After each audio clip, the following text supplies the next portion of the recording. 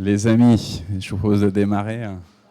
J'étais en train de chercher juste avant, j'ai mis sur la Bible là, j'ai cherché le mot chaleur pour qu'on puisse avoir un petit mot qui nous soit adressé pour ce moment justement de forte chaleur. Et là, je viens de tomber sur un verset d'Ésaïe qui est repris dans Apocalypse. Donc je vous le lis dans Apocalypse chapitre 7. L'un des anciens prit la parole et me dit « Ceux qui sont habillés d'une robe blanche, qui sont-ils et d'où sont-ils venus ?» Je leur répondis « Mon Seigneur, tu le sais. » Il me dit alors « Ce sont ceux qui viennent de la grande tribulation. Ils ont lavé leur robe, ils l'ont blanchie dans le sang de l'agneau. » Ça fait une réverbération, je pense, Michel, non ? Ça va, tu entends bien ? Il y a un écho, ouais, c'est très bizarre. Nous aussi, dans tout le temple, là. Je vais aller modifier ça après le temps de prière. Donc, ce sont ceux qui viennent de la grande tribulation. Ils ont lavé leur robe, ils l'ont blanchie dans le sang de l'agneau. C'est pourquoi ils se tiennent devant le trône de Dieu et ils le servent jour et nuit dans son temple. Pas juste le jour, pas juste le jeudi matin, jour et nuit dans son temple. Celui qui est assis sur le trône, il les abritera sous sa tente. Et voici le verset d'Ésaïe donc. Ils n'auront plus faim, ils n'auront plus soif. Le soleil ne les frappera plus, ni aucune chaleur brûlante. En effet, l'agneau qui est au milieu du trône prendra soin d'eux et il les conduira aux sources des eaux de la vie, et Dieu essuiera toute larme de leurs yeux. Voilà, on va juste attendre que Odile arrive. Elle va pousser la porte. Coucou Odile. Bravo d'avoir bravé la chaleur. Tu as de l'eau pour te rafraîchir tout de suite là, si tu veux. Tu peux prendre de l'eau. Tu peux t'installer tranquillement. Merci Anne-Marie. Voilà, et je vous propose de prier. Seigneur notre Dieu, oui, tu es sur ton trône de gloire. Depuis cette mort et cette résurrection, depuis cette ascension, toi, notre Seigneur Jésus-Christ, tu te tiens à la droite du Père. Béni sois-tu, béni sois-tu, béni sois-tu, Seigneur Jésus. Béni sois-tu pour la victoire. Béni sois-tu pour la vie par l'Esprit avec toi. Béni sois-tu, oui, pour ce jour de la Pentecôte, où avec le Père, tu as envoyé le Saint-Esprit sur tes disciples et sur tous ceux qui allaient leur succéder. Béni sois-tu pour cet esprit de vie qui vient nous alimenter encore aujourd'hui. Seigneur, donne-nous de ne pas éteindre cet esprit, mais au contraire de le laisser vivre, agir, travailler au plus profond de nous pour que nous puissions être sanctifiés et que nous puissions apporter ta sainteté dans ce monde. Oui, ton royaume, Seigneur, il est saint et nous croyons que tu veux adopter et sanctifier le plus grand nombre par le nom de Jésus-Christ. Amen. Voilà, et je vous propose qu'on lise le psaume 119. En tout cas, on continue encore un petit peu avec le psaume 119. La semaine dernière, on en avait lu quelques versets. Là, on a passé les 100 et quelques, je pense, de versets. Voilà. Et comme ça, je vais régler le micro en même temps que je projette.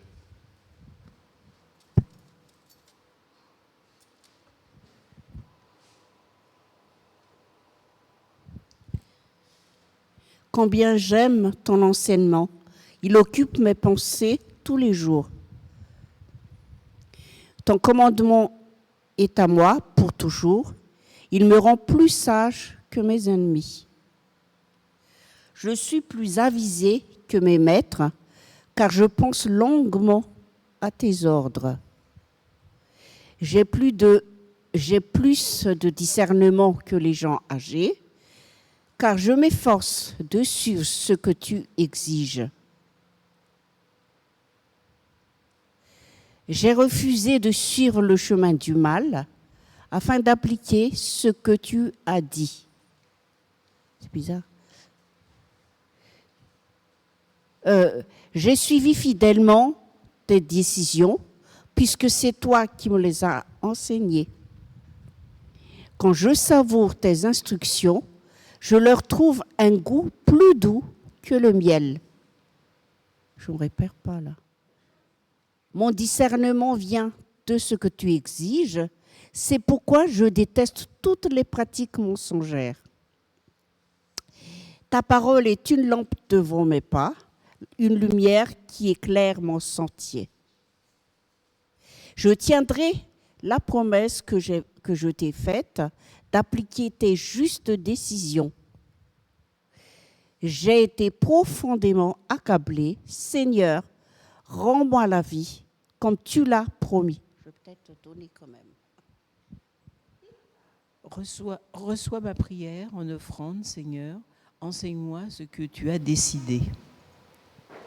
Ma vie est sans cesse exposée au danger, mais je n'oublie pas ton enseignement. Malgré les pièges que m'ont tendu les méchants, je ne suis pas écartée de ce que tu exiges. Tes ordres sont mon héritage pour toujours, ils réjouissent mon cœur. Je m'applique à faire ta volonté, c'est ma récompense pour toujours.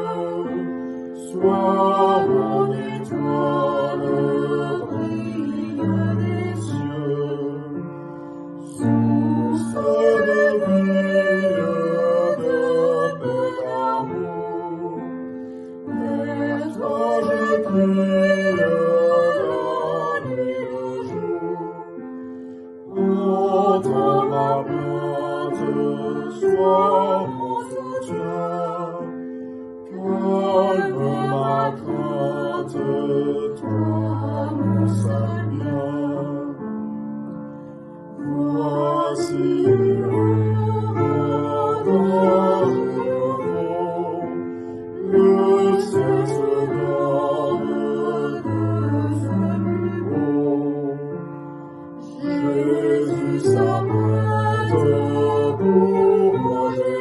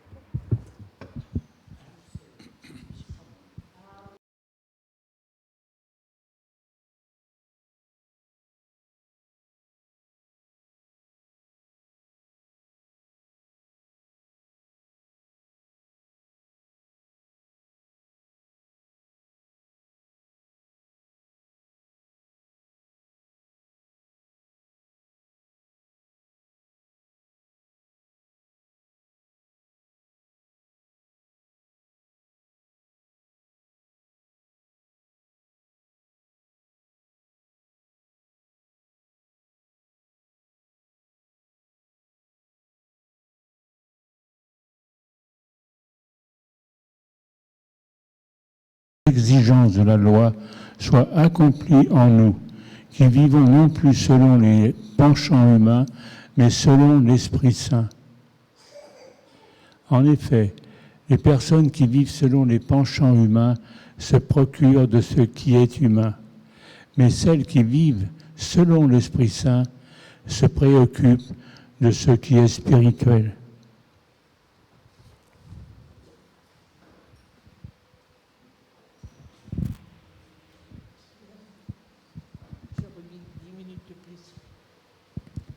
Les préoccupations humaines mènent à la mort, mais les préoccupations spirituelles mènent à la vie et à la paix. Ceux qui sont dominés par les préoccupations humaines sont ennemis de Dieu. Ils ne se soumettent pas à la loi de Dieu. Ils n'en sont même pas capables. Ceux qui s'inscrivent dans une logique humaine ne peuvent pas plaire à Dieu. Mais vous qui ne vivez pas selon la logique humaine, vous vivez selon l'Esprit Saint, puisque l'Esprit de Dieu habite en vous. La personne qui n'a pas l'Esprit du Christ ne lui appartient pas. Si le Christ est en vous, votre corps reste tout de même destiné à la mort à cause du péché, mais le souffle de l'Esprit est en vie et vit en vous, parce que vous n'avez pas été,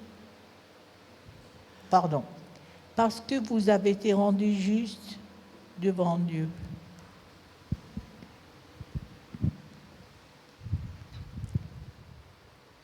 Si l'esprit de celui qui a ressuscité Jésus d'entre les morts habite en vous, alors Dieu qui a ressuscité le Christ d'entre les morts donnera aussi la vie à vos cœurs mortels par son esprit qui habite en vous. Ainsi donc, frères et sœurs, nous avons des obligations, mais non envers la faiblesse humaine pour vivre selon sa logique. Car si vous vivez selon cette logique, vous allez mourir. Mais si, par l'Esprit Saint, vous faites mourir le comportement de votre être égoïste, vous vivrez. Toutes les personnes qui sont conduites par l'Esprit de Dieu sont enfants de Dieu.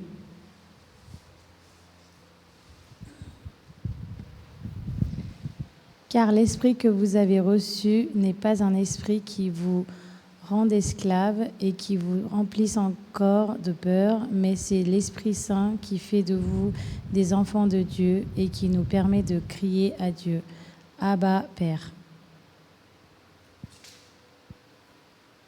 L'Esprit de Dieu atteste lui-même à notre esprit que nous sommes enfants de Dieu.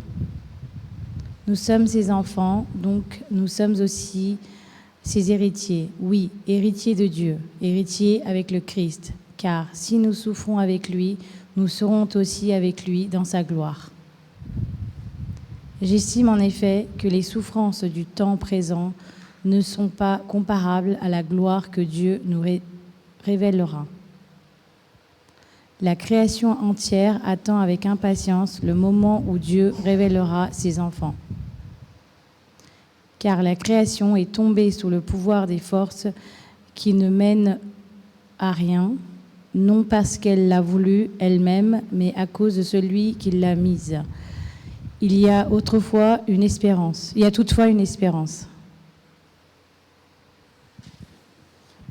C'est que la création elle-même sera libérée un jour du pouvoir destructeur qui la tient en esclavage et qu'elle aura part à la glorieuse liberté des enfants de Dieu.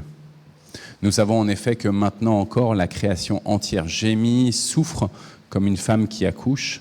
Elle le fait en solidarité avec nous. Car ce n'est pas seulement la création qui souffre. Nous qui avons déjà l'Esprit Saint comme première part des dons que Dieu a promis, nous gémissons aussi intérieurement, en attendant que Dieu fasse de nous ses enfants et qu'il délivre nos corps de leur souffrance.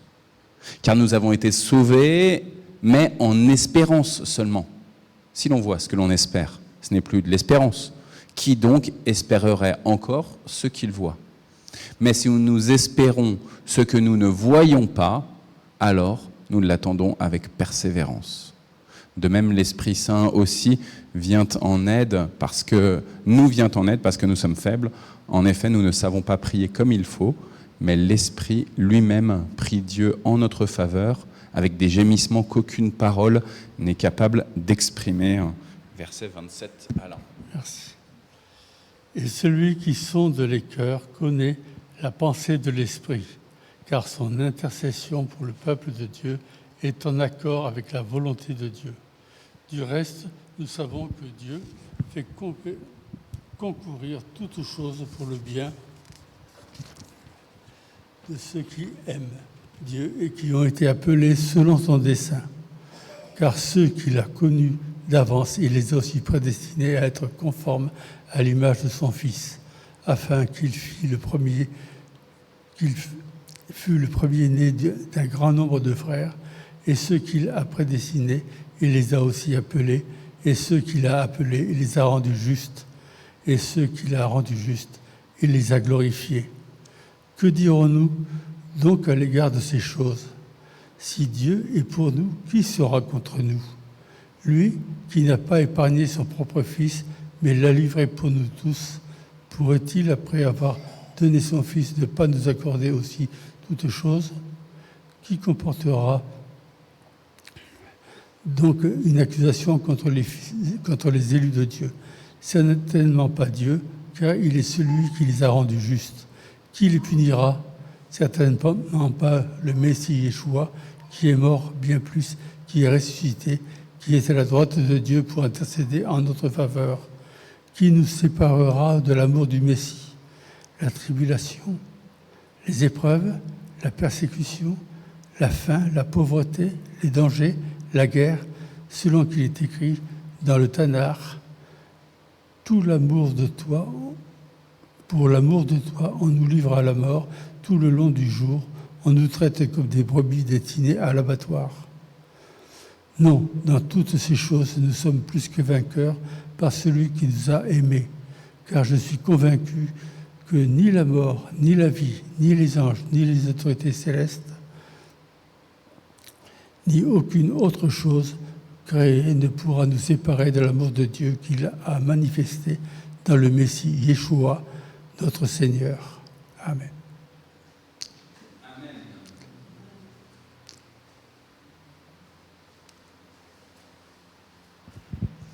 Merci beaucoup, les frères et les sœurs. C'était dense, et en même temps, c'est, je pense, le chapitre de la lettre aux Romains qui est peut-être le plus important pour la vie chrétienne. Pas sur la question de la conversion, mais sur, une fois qu'on est converti, qu'est-ce qu'on fait? Qu'est-ce qu'on fait?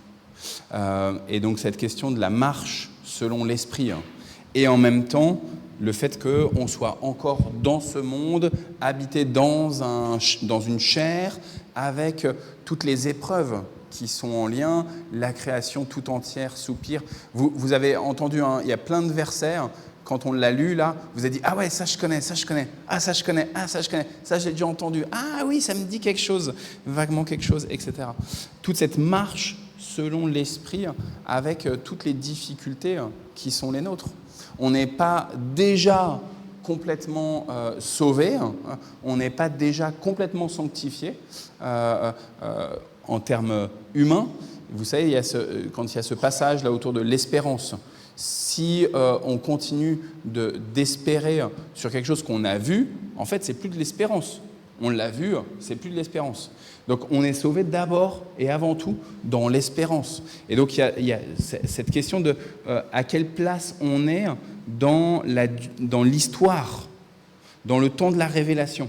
On a eu une pleine révélation, mais il n'y a pas encore eu l'accomplissement total de cette révélation. En tout cas, elle l'est dans la pensée de Dieu, mais elle ne l'est pas encore pour nous, parce que tout simplement, on est encore dans la chair. Le jour où on ne sera plus sur cette terre, le jour où Christ aura démarré le temps du grand jugement, le temps de l'Apocalypse dont je vous parlais tout à l'heure en introduction, alors à ce moment-là, on verra et on n'aura plus besoin d'espérer. Mais en attendant, on est uniquement dans de l'espérance. Et Paul, il dit quelque chose d'essentiel, je pense, par rapport à l'espérance, c'est la notion de persévérance. Parce qu'on voit bien qu'on peut avoir de l'espérance sur notre avenir, sur la vie éternelle, par exemple, sur une vie qui est sanctifiée, qui est rendue juste par Dieu et par Dieu seul, mais malgré tout, avec toutes ces attaques dans le monde, celles qui sont extérieures à nous et celles qui sont intérieures à nous, toutes ces épreuves, toutes ces tentations qu'on peut avoir, et on a tous des tentations assez variées, assez différentes, selon nos propres histoires, selon nos propres expériences de vie, et bien à cause de toutes ces attaques et ces meurtrissures, on est là à devoir tenir ferme sur la foi. Tenir ferme sur la foi, ça me fait penser en fait tenir ferme sur toutes les responsabilités qui sont les nôtres. Tenir ferme sur toutes les responsabilités qui sont les nôtres, toutes les places que nous occupons. Ça va vite, frères et sœurs, de dire à un moment donné, peut-être qu'il est mieux, qu'il est préférable que je parte, que je quitte cette place. Je suis en train de travailler, il y a des difficultés à mon travail, et il est facile, non pas facile, c'est difficile, mais c'est une porte possible de dire il vaut mieux que je parte de mon travail. Ici, c'est trop de souffrance, c'est trop de difficultés. Dans mon couple, dans ma famille, c'est trop de souffrance, c'est trop de difficultés. Peut-être qu'il est préférable que je m'en aille, que je me retire.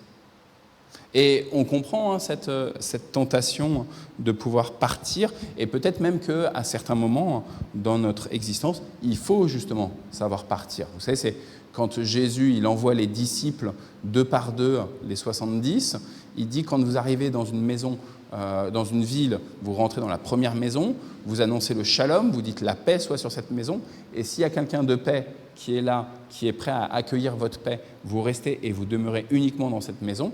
Et si ce n'est pas le cas, vous acceptez de partir. Donc il faut savoir à certains moments ne pas s'accrocher à une place où on estime que c'est notre place à nous, mais il faut être capable de recevoir, est-ce que les personnes qui sont face à nous, elles sont en capacité de nous garder auprès d'elles? Est-ce que moi qui suis enfant de Dieu, qui suis pleinement enfant de Dieu, ma place est bel et bien là?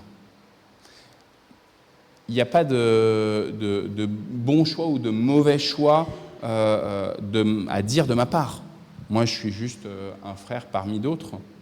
Et même quelqu'un qui vous serait très cher, Chalini, il y a ton papa et ta maman qui sont là. Donc, je saisis le fait qu'il y a tes parents, et puis il y a ton fils qui est là. Et donc, même si c'est les parents ou si c'est notre enfant, en fait, tout se passe dans notre propre conviction interne, dans notre propre conscience interne, par rapport à cette notion d'espérance, cette notion de persévérance.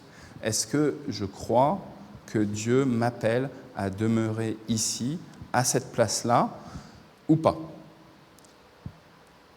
Les agissements humains font que, avec la création tout entière qui soupire, qui souffre dans les douleurs de l'enfantement, de l'accouchement, eh ben on aurait tendance à dire « Non, non, là, je démissionne, je pars. » Ok ?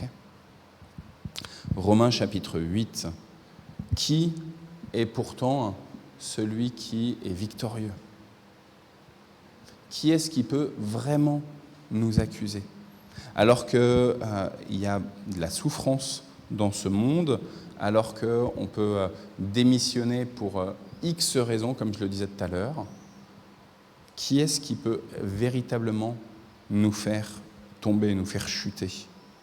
Qui est-ce qui a décidé de qui est juste et de qui n'est pas juste? De qui est élu, de qui n'est pas élu? De qui est-ce qui a payé suffisamment le prix de la dette et de qui ne l'a pas assez payé par ses œuvres?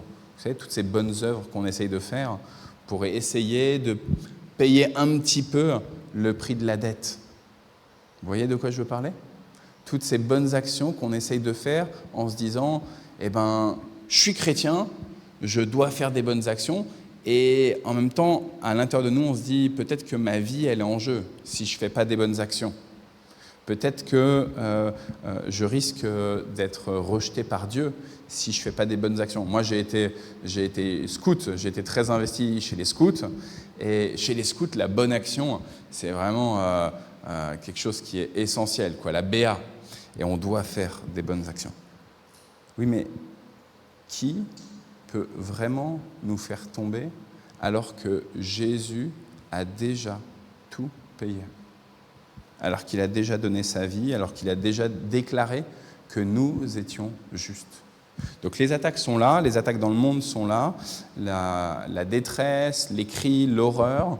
Il y a beaucoup de choses qui peuvent nous faire tomber. Paul, il parle de puissance spirituelle aussi. Il parle des puissances qui sont visibles, des puissances qui sont invisibles. Il y a des choses qui sont au-dessus de nous, des seigneuries qui sont au-dessus de nous, des personnes politiques, des gouvernants, des responsables dans nos différents lieux, dans nos environnements, mais aussi ceux qui sont en dessous de nous. Aditya, il peut être en fait utilisé par le malin pour être sujet de chute. En fait, pour toi, Shalini, même ceux qui sont en dessous de nous, même ceux dont on a la charge, en fait, ils peuvent nous faire chuter. Il y a tout, absolument tout, qui peut nous faire chuter, extérieurement ou intérieurement. Et puis, évidemment, ce qui peut nous faire chuter le plus, c'est la mort elle-même. La mort elle-même, elle peut être ce lieu, quand on est endeuillé, quand on est frappé par le décès de quelqu'un qui nous est cher, quand on a peur de notre propre mort, alors ça peut nous faire chuter. Pourtant, Paul termine ce chapitre 8 en disant que absolument rien de ce qui est extérieur ou intérieur à nous ne peut nous séparer de cet amour qui a été manifesté par Dieu en Jésus-Christ. Cette parole que moi je rappelle de manière systématique quand on a des cérémonies d'obsèques, c'est une parole des réconforts qui cherche à réalimenter l'espérance et la persévérance. Parce qu'en effet, lorsqu'on est fragile, lorsqu'on est attaqué, on a besoin de réentendre une parole extérieure à nous qui nous dit « Allez, vas-y, t'inquiète pas, Dieu, il t'aime en Jésus-Christ. Vas-y, n'aie pas peur, il marche avec toi. Il est ton berger, il ne chancelle pas et il ne t'abandonnera jamais. Il a décidé de t'adopter, il a décidé de te donner un nom qui est au-dessus de tout nom. Il a décidé de te donner le nom de son Fils Jésus-Christ. Il a un Fils unique, mais il a décidé que par son Fils unique, toi aussi, tu allais recevoir l'héritage. L'héritage. Frères et sœurs, moi j'ai beaucoup de mal avec la notion d'héritage, à vous dire vrai. Et je vous ai souvent parlé de mon papa et de ma maman, en tout cas de ma maman depuis le décès de mon papa. Et j'ai souvent dit à ma maman, mais aussi à mon papa avant, votre argent c'est votre argent et j'en veux pas. C'est vous qui l'avez gagné, c'est vous qui avez travaillé pour cela, c'est vous qui avez agi pour pouvoir investir ou je ne sais quoi, pour avoir des sous. C'est pour vous, rien que pour vous. Moi, je ne veux pas avoir part à votre héritage au sens matériel. On est bien d'accord sur la question de l'argent. Je vois tellement de familles, au moment où j'ai des préparations d'obsèques, où il y a des déchirements avec les questions d'argent. Alors, il se trouve que je suis fils unique, mais voilà, j'avoue que j'ai beaucoup de mal avec ces notions d'héritage. Malgré tout, ici, Paul nous dit, vous recevez un héritage par le Christ. Soyez assurés. Et ce n'est pas un héritage qui va diminuer, ce n'est pas un héritage que quelqu'un va pouvoir prendre à votre place. Non, il a été crucifié, il a été ressuscité pour vous personnellement, pour que vous soyez rendus saints. J'ai une dernière chose au début du texte. Paul, quand il compare la faiblesse de la chair humaine face à ce que l'Esprit Saint il est capable de travailler, il a ces paroles qui sont assez violentes à l'égard de ceux qui ne sont pas encore chrétiens. Les personnes qui vivent selon les penchants humains se préoccupent de quoi ? De ce qui est humain, seulement humain. Les personnes qui vivent selon l'Esprit Saint se préoccupent de quoi ? En tout cas, devraient se préoccuper de quoi ? De ce qui est spirituel, de ce qui est de l'Esprit Saint. Or, les préoccupations humaines, elles mènent à la mort. Ceux qui sont dominés par les préoccupations humaines sont donc du coup ennemis de Dieu. Ils ne se soumettent pas à la loi de Dieu. Ils n'en sont même pas capables. Ils n'en sont même pas capables de se soumettre à la loi de Dieu, puisque de toute façon, ils ont décidé que Dieu n'existe pas. Alors, je vous dis, moi je trouve ça assez dur vis-à-vis de tous nos concitoyens, de tous nos amis, etc., qui ne connaissent pas encore le Dieu de Jésus-Christ, parce que notamment, on peut se dire, c'est des bonnes personnes, elles font le bien ici-bas. On les voit, elles agissent avec droiture, elles agissent avec justice, elles prennent soin des personnes qui sont défavorisées, qui sont dans la précarité, elles prennent du temps pour prendre soin de ceux qui vraiment sont dans des situations plus que inconfortables. Oui, pourtant, Paul nous dit, en fait, elles ne s'occupent que de l'humain, et ça, c'est ce qui finalement ne durera pas, ce qui restera ici-bas et ce qui, à un moment donné, mourra. Préoccupez-vous de ce qui est spirituel, notamment en prenant soin des gens, mais en ayant sans cesse l'intentionnalité du spirituel. Et pour cela, préoccupez-vous des humains en fonction de là où l'Esprit Saint vous demande de vous en occuper. Est-ce que là, c'est ma place de m'occuper de telle personne? Saint-Esprit, guide-moi. Je ne veux pas juste aimer, prendre soin, prendre du temps en fonction de ce que l'être humain voudrait que je fasse, mais en fonction de ce que toi, Seigneur, tu désires. Voilà, je m'arrête là avec ces quelques... Il fait chaud, donc je ne veux pas vous assommer encore un peu plus et vous endormir, mais on peut être un peu plus interactif, donc si vous voulez réagir. Si vous arrivez à réagir. Oui, je parle de la persévérance dans la tribulation. C'est pas évident, parce qu'on attend quelque chose, quelqu'un qui est au chômage, qui attend, on prie, mais ça n'arrive pas. Mais voilà, on persévère, mais on a du mal à persévérer. Ça, voilà. Mais c'est vrai que, heureusement qu'on a notre foi de dire Dieu a un plan pour chacun de nous. Donc voilà, c'est ça qui nous fait, comment on peut dire ça, c'est pas la persévérance, c'est très dur avec ce temps, avec la période que nous traversons, toutes les difficultés autour, même la mort, les maladies et tout ça.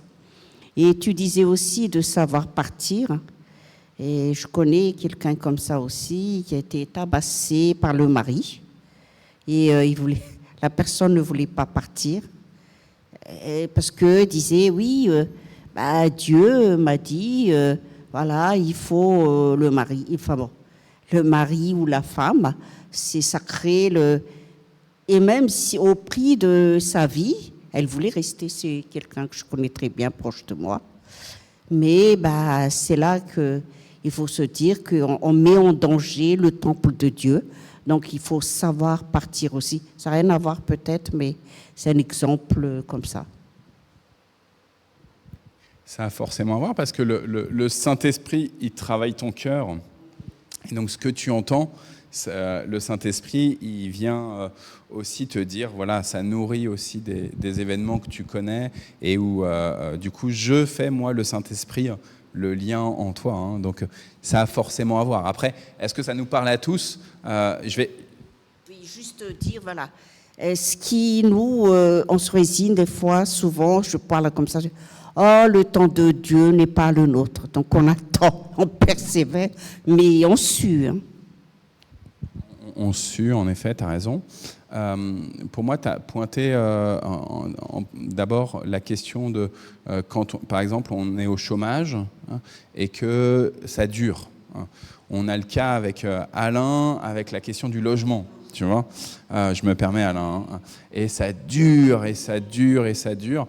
Et c'est vrai qu'on se dit, mais et Dieu dans tout ça? Est-ce que vraiment Dieu, c'est son projet? Est-ce que c'est pas son projet? est-ce qu'il est là, est-ce qu'il n'est pas là, on commence à douter, etc.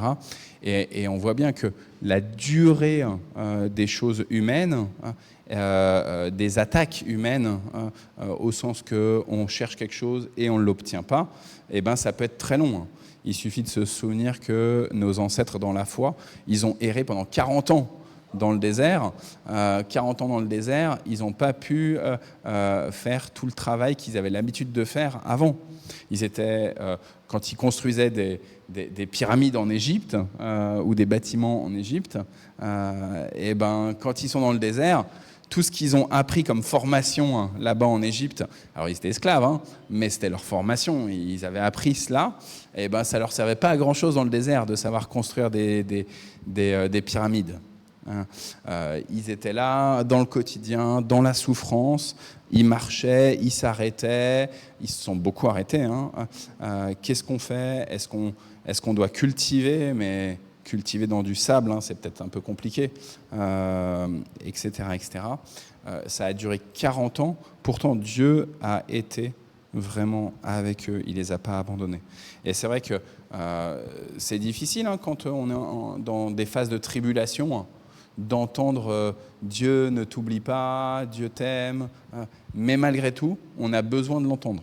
On a besoin de l'entendre, de réentendre que même malgré la souffrance, alors voilà, il faut le dire avec beaucoup d'amour, beaucoup de tendresse, beaucoup de compassion.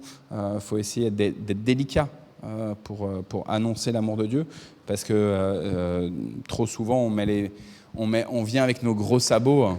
Et on dit « Mais oh là là, Françoise, t'as mal, mais c'est pas grave, Dieu t'aime, tu vois ?» Ben non, en fait, concrètement, je suis KO et j'ai mal dans mon corps, quoi. Et j'ai mal jour et nuit et c'est difficile, quoi. Mais je pense, et que c'est pour ça aussi que Paul, il finit avec Romains, à la fin de Romains 8, là, ni les puissances, ni les autorités, etc., etc. Rien ne peut nous séparer de l'amour de Dieu. En fait, on a besoin de réentendre régulièrement, notamment dans les phases de tribulation, dans les phases où on se dit, en fait, est-ce que Dieu ne m'aurait pas abandonné ? Non, rien, absolument rien ne peut nous séparer de l'amour de Dieu qui s'est manifesté en Jésus-Christ, notamment parce qu'en fait, ça s'est passé il y a 2000 ans, et que ça a encore un effet pour nous aujourd'hui. On n'y est pour rien. On n'y est pour rien. Et du coup, c'est pas le temps présent, c'est pas nos actions. Il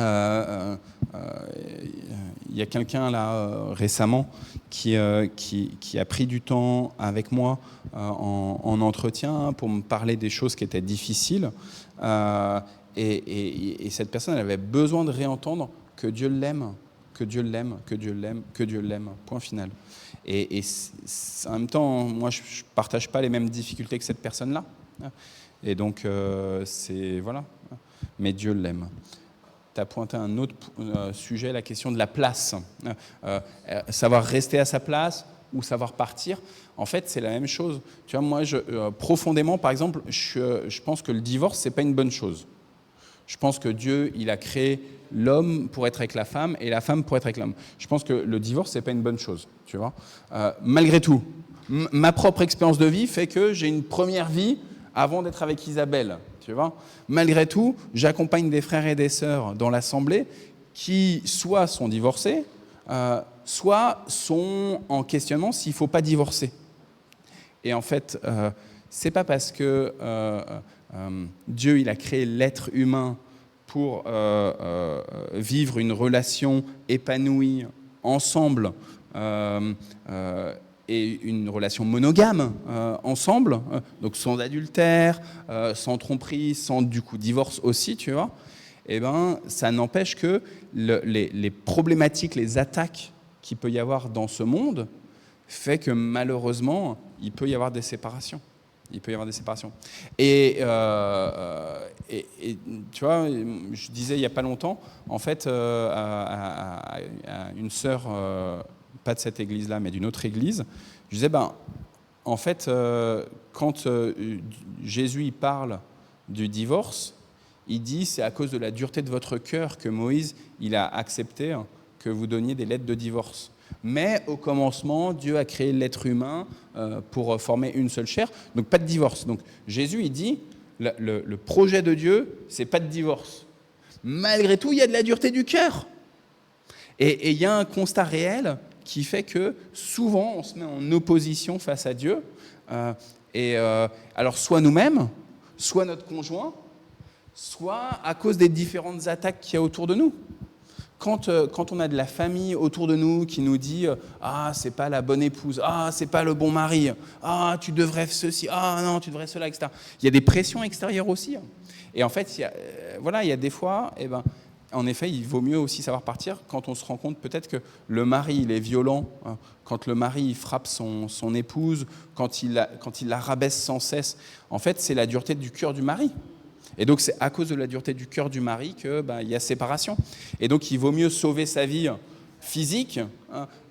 Maintenant, il y a malgré tout, je pense, quelque chose qu'on doit entendre aussi en tant que chrétien, parce que, notamment dans le Premier Testament, le peuple, il est montré comme l'épouse de Dieu. Et ensuite, dans le Nouveau Testament, c'est l'Église qui est l'épouse de Dieu. Et souvent, il y a cette image qui est utilisée pour dire, quand le peuple il va vers d'autres divinités, en fait, il fait cocu à Dieu, tu vois. Il met la situation en situation d'adultère, et ça va pas. Et ça, c'est pas correct. Et on doit apprendre à persévérer dans l'amour, dans l'alliance qu'on a avec Dieu. Parce qu'en fait, ça va vite de chuter. Ça peut aller vite de chuter. Où on se dit, oh bon, Dieu, il ne m'écoute pas, c'est pas grave. Je vais aller me forger un veau en or. Et comme ça, au moins, le veau en or, je sais que là, je le vois, je peux le toucher. Et je pourrais dire, c'est lui qui m'a sorti d'Égypte, quoi.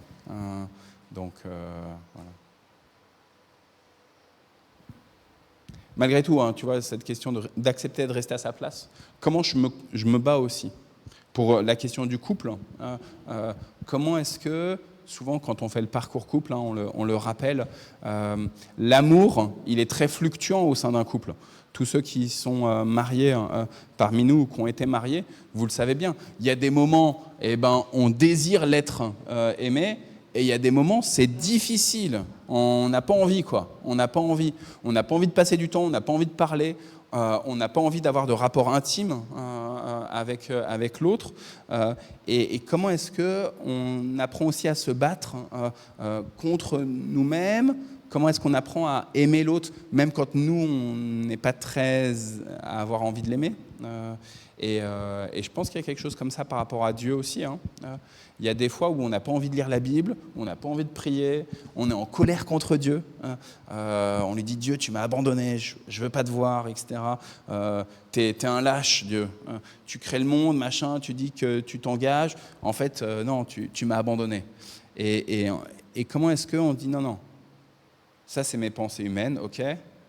Maintenant, je me suis engagé un jour, je me suis lié avec Dieu, j'ai accepté d'être lié avec Dieu, et donc je vais malgré tout prier. Et c'est pas... Il fait chaud, je suis désolé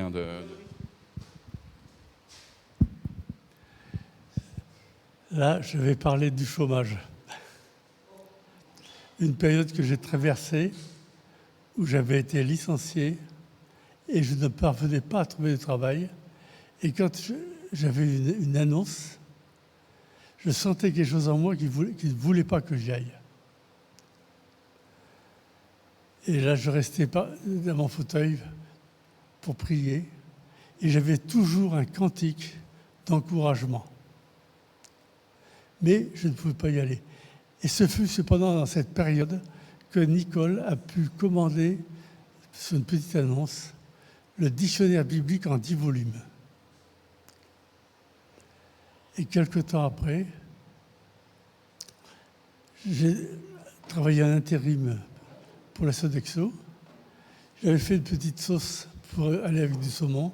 Ça a plu à l'inspecteur et j'ai été embauché de suite. Gloire à Dieu.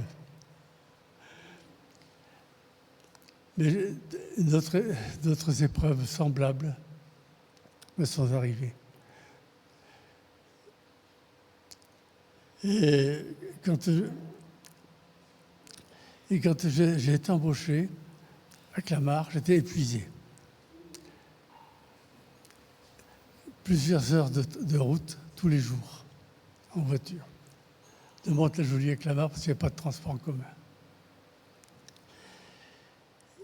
Et là, ils m'ont muté à Limay, un ex-pharma. Les syndicalistes de la Sodexo sont venus voir, ont interrogé le syndicat de la maison et la direction de la maison. Et leur avis a été le même à tous, la cuisine était bonne. Donc je suis resté jusqu'à la retraite. C'est une grâce de Dieu d'avoir traversé tout cela, malgré les épreuves, malgré les échecs, il a toujours été là.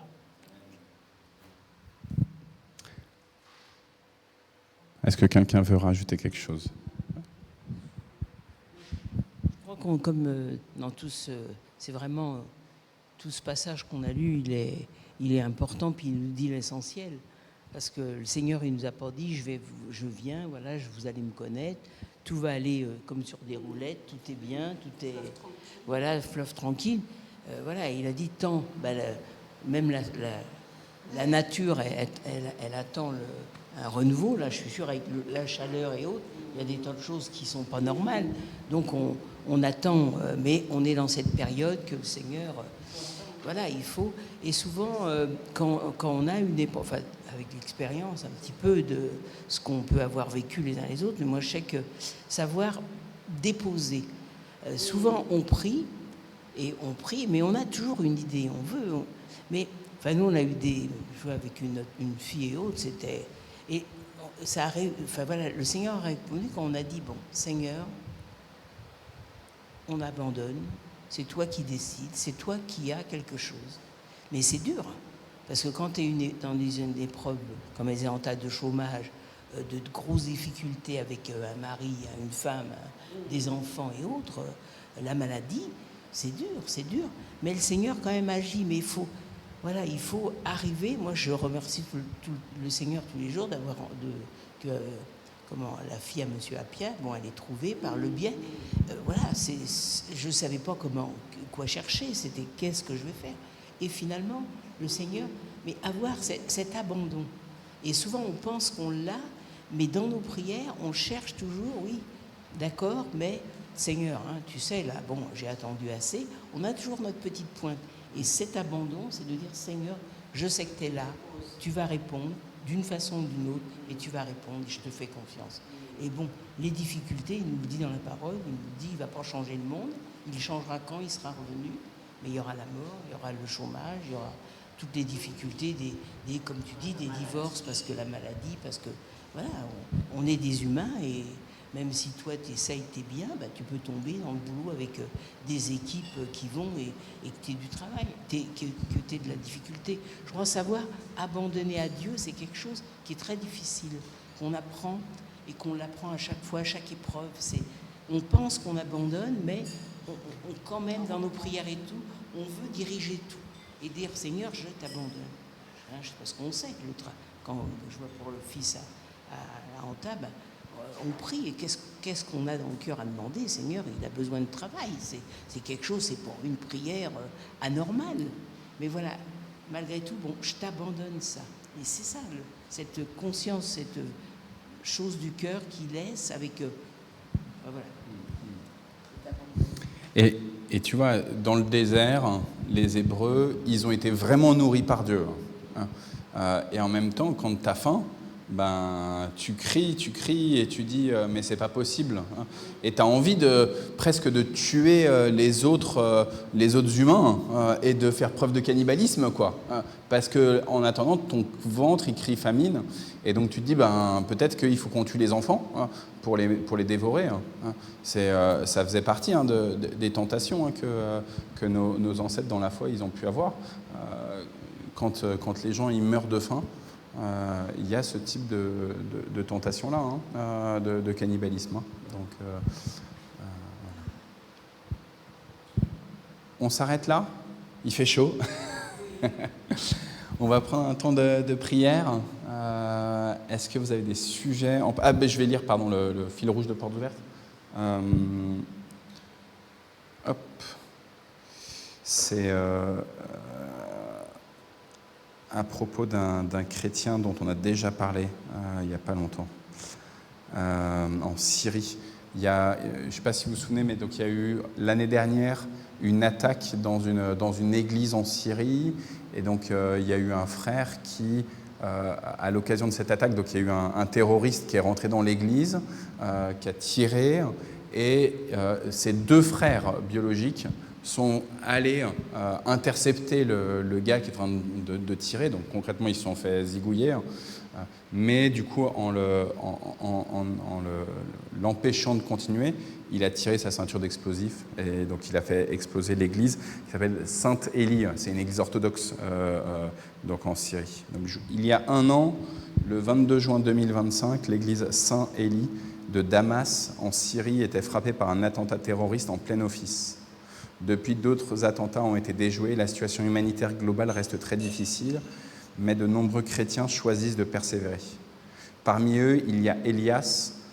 Le jour de l'attentat, il a perdu 2 frères, sa sœur et 4 cousins. Lui-même a été grièvement blessé et garde aujourd'hui un handicap à vie. Malgré la souffrance, il témoigne d'une foi qui continue de le porter. Chaque soir, j'ouvre la Bible. Chaque fois, j'y trouve une parole qui me réconforte. Dieu nous donne la foi pour continuer à avancer. Les blessures sont aussi profondes dans le reste de la communauté. Certains ont repris le chemin de l'Église, d'autres n'y parviennent pas encore. Élie, du haut de ses 10 ans, commence seulement à comprendre ce qui s'est passé, mais il n'est toujours pas prêt à retourner à l'Église. À cette reconstruction difficile s'ajoute aujourd'hui une autre épreuve, la faim. En Syrie, plus de 7 millions de personnes sont actuellement en situation de précarité alimentaire. 7 millions. Les programmes mondiaux d'aide alimentaire se réduisent et des centaines de milliers de personnes manquent d'un soutien vital. Pourtant, en Syrie comme ailleurs au Moyen-Orient, des chrétiens comme Elias choisissent de rester, témoignant de leur attachement à leur foi et à leur terre. Les églises qu'on appelle centres d'espoir, qui sont soutenues par Portes Ouvertes, les accompagnent et les aident à faire face aux difficultés alimentaires, spirituelles, émotionnelles. Continuons à les porter dans la prière pour qu'ils tiennent ferme et qu'ils restent sel et lumière dans leur communauté. Donc c'est en Syrie, à Damas, mais en fait c'est pour l'ensemble des frères et des sœurs en Christ de la Syrie dont Portes Ouvertes nous encourage à prier cette semaine. Est-ce qu'il y aurait d'autres sujets de prière vous concernant ou concernant des situations de... Ok. Donc Benjamin, le petit-fils de Françoise et Michel, qu'ils ont été voir là il n'y a pas longtemps. Vous êtes revenus il y a 2 semaines. Ça passe vite, déjà 2 semaines que vous êtes remontés. Donc leur petit-fils qui s'appelle Benjamin, il a une épouse qui s'appelle Adèle. Ils ont 2 enfants. J'avais un petit doute, c'était 2 ou 3. Ils ont 2 enfants. Et donc la maman d'Adèle, le papa d'Adèle, il est opéré aujourd'hui. Donc tu as dit de quoi ? Poumon, cancer au poumon. Donc voilà, merci de prier pour le papa d'Adèle, qui est on pourrait dire entre guillemets le gendre par alliance, etc. Le petit gendre par alliance de Michel et Françoise. Ok.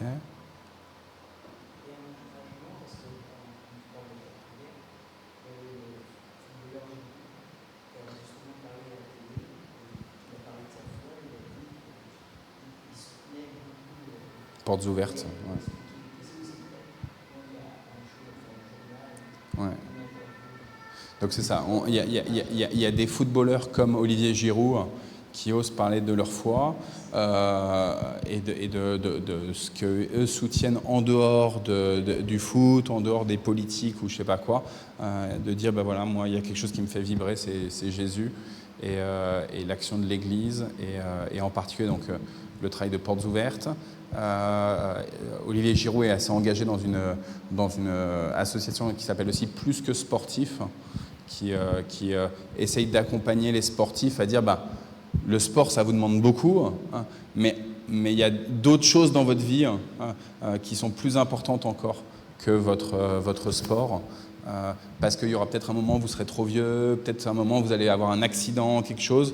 Et donc c'est important dès à présent, alors que vous êtes à fond, dès à présent de penser à celui qui est le sens et l'objectif de la vie.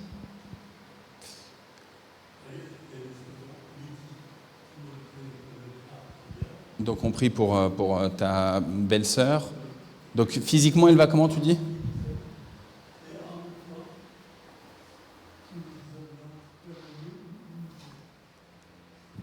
Et en même temps quoi, j'ai pas compris. Donc la question de déménagement, ouais, c'est ça. Donc à la fois la question de ta petite belle-sœur, de prier pour elle, et puis la question de votre logement. Merci Alain de nous redonner ces sujets-là qui sont importants. Alors je pense, Chalini, que c'est ta maman qui voulait re-rentrer. Je pense, mais je suis pas sûr à 100%. Comme la poignée, elle est peut-être un petit peu difficile. Ah non, bonjour. Ah, c'est un livreur. Alors, je vais vous laisser commencer à prier. Je vais aller avec le livreur.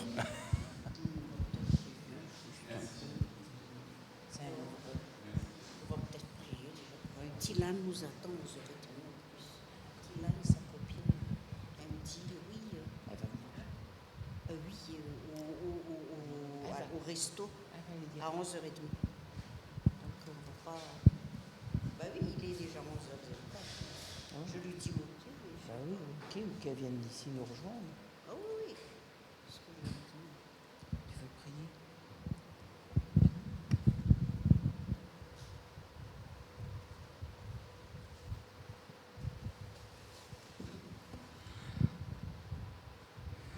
Qu'il est doux, Seigneur, d'écouter ta parole, d'écouter tes enseignements, et puis de savoir que on peut se reposer sur toi. Tu prends nos péchés, tu prends notre fatigue, tu prends tous nos soucis. Merci Seigneur. Et tu nous as donné Jésus qui nous a libérés de l'esclavage du péché. Nous te bénissons Seigneur. Et nous voulons aussi être attentifs à tous ces besoins qui naissent, qui paraissent, la famine dans ces pays, en Syrie. On a écouté aussi en Somalie, où c'est vraiment catastrophique. C'est vrai que quand on ne réalise pas, nous, dans notre petit couffin tranquille ici en Europe, en France, mais ces gens-là, ils souffrent, Seigneur. Et nous te les présentons pour que tu interviennes avec force, avec puissance. Merci, Seigneur, de continuer à veiller sur nous, mais surtout sur eux, Seigneur, pour que tu continues à les accompagner, les garder de la famine, les garder de la guerre, de les garder de toutes sortes de choses qui appauvrissent le monde, Seigneur. Je te bénis, Seigneur, je te bénis, je te remercie pour tous tes bienfaits, pour tout ce que tu as fait dans nos vies déjà, dans la mienne, Seigneur, dans celle de François, de celle de nos enfants. Merci, Seigneur, pour cette Église et qu'elle puisse continuer à proclamer haut et fort que Jésus est notre Seigneur et notre Sauveur. Amen.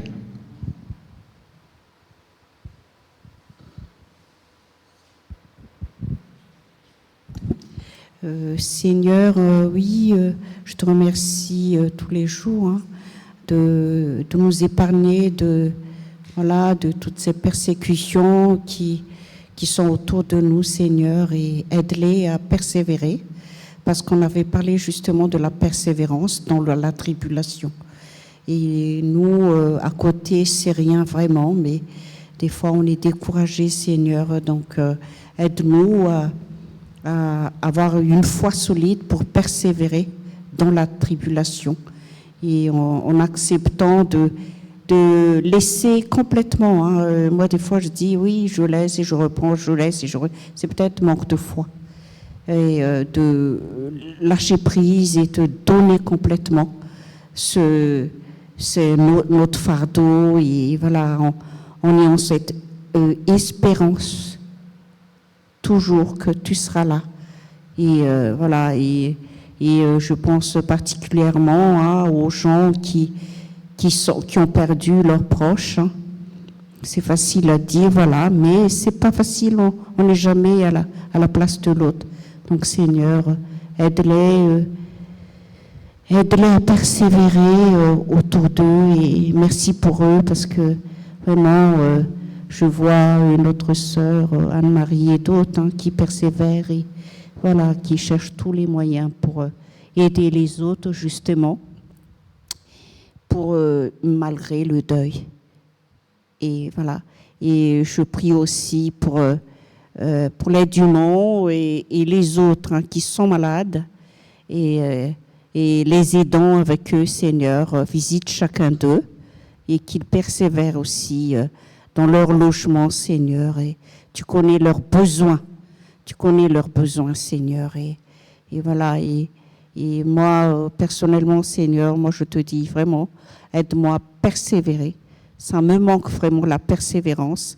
Je suis toujours gagnée par le découragement quand c'est trop long.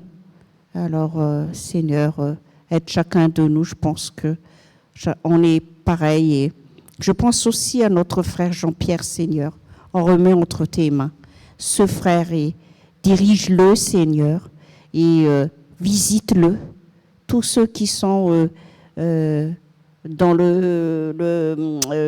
qui sont seuls dans la solitude. Je pense à Jean-Pierre, je pense à Elvire et d'autres encore, Seigneur. Visite chacun d'eux. Et voilà, et merci Seigneur d'être toujours patient pour nous, d'être toujours à notre écoute malgré nos lamentations. On fait comme a fait le roi David. Là, il se lamente, après il te fait des louanges. Et donc, on est comme ça, Seigneur. Merci d'exister pour nous. Et c'est à ton nom, Seigneur Jésus, que j'ai prié. Amen.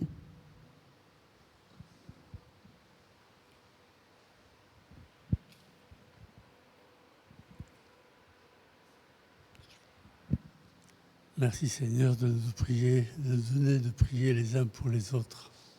Merci Père pour cette grâce que tu nous fais de pouvoir nous rassembler librement devant ta face. C'est vrai, nous venons vers toi tels que nous sommes avec toutes nos faiblesses, nos défaillances journalières.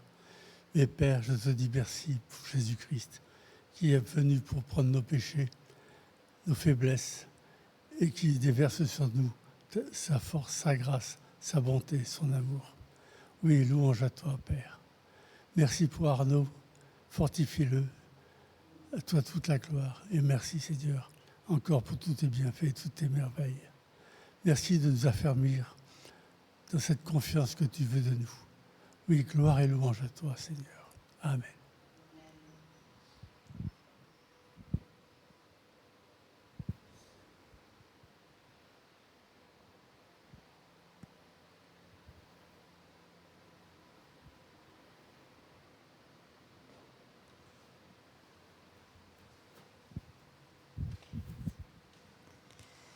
Merci Seigneur pour notre présence aujourd'hui. Merci Seigneur également pour avoir pu écouter ta parole. Merci encore pour nous rendre intelligents dans ta foi tous les jours, chaque jour plutôt, et d'être présent dans notre vie chaque jour, de nous aimer chaque jour, de nous donner à manger à notre faim.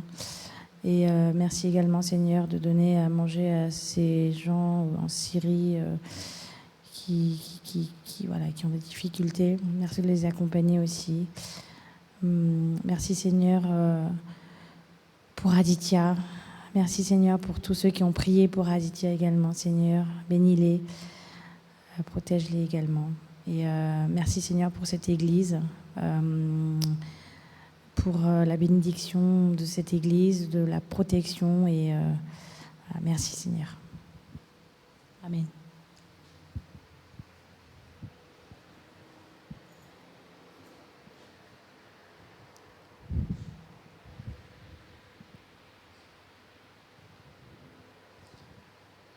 Seigneur, béni sois-tu, béni sois-tu.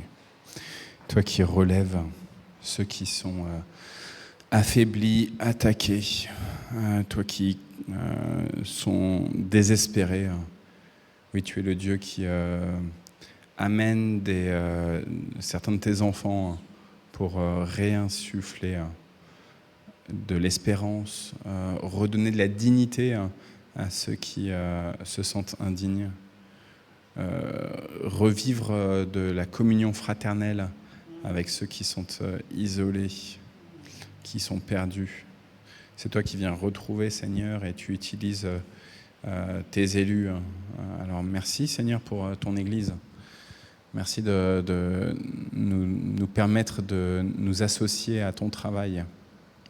Donne-nous le sens des responsabilités en tant que chrétiennes et chrétiens. Donne-nous d'examiner notre propre conscience aussi et de ne pas trop nous placer comme les bons juges du monde, Seigneur. Donne-nous d'aimer avec vérité, avec tendresse, avec compassion, comme toi tu as aimé ce monde, Seigneur, comme toi tu as aimé les êtres humains qui pourtant étaient perdus et dont les comportements étaient aux antipodes de ce que toi tu avais décidé de juste et de bon, Seigneur. Seigneur, par rapport à tous ceux qui sont en train de souffrir du changement climatique, tous ceux qui souffrent de la violence, de la chaleur, de la canicule, Seigneur, nous te supplions, viens les visiter, viens les restaurer, Seigneur. Nous te prions, Seigneur, que tu puisses permettre à ce que ceux qui peuvent décider, ceux qui peuvent permettre des inclinaisons dans ce qui semble si inéluctable, qu'est la hausse des températures globales, et bien, Seigneur, donne-leur l'intelligence, la sagesse d'agir conformément à ta volonté, Seigneur, à ta volonté, à toi, Seigneur. Nous te supplions pour cet été, Seigneur, permets qu'on puisse continuer de prendre soin les uns des autres, qu'on puisse prendre soin de ceux qui sont aussi en dehors. Que ton esprit nous permette de marcher droitement avec toi, avec persévérance, fidélité, Seigneur. Et nous voulons proclamer que tu as déjà tout vaincu. Tu as déjà tout vaincu.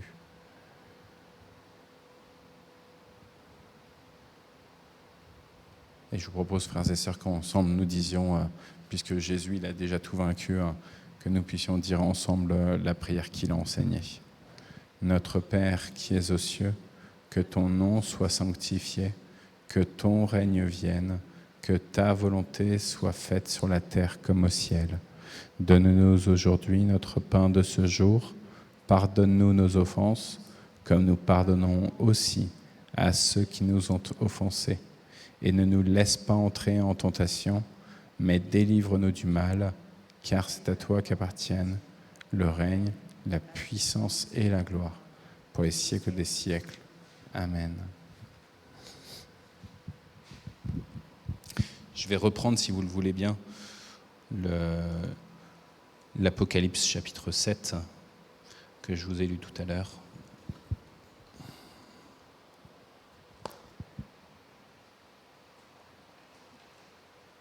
Qui sont ces gens vêtus de vêtements blancs? D'où viennent-ils? Je lui réponds, c'est toi qui le sais, mon Seigneur. Il me dit alors, ce sont ceux qui sont passés par la grande persécution, la grande tribulation. Ils ont lavé leurs habits, ils les ont blanchis dans le sang de l'agneau.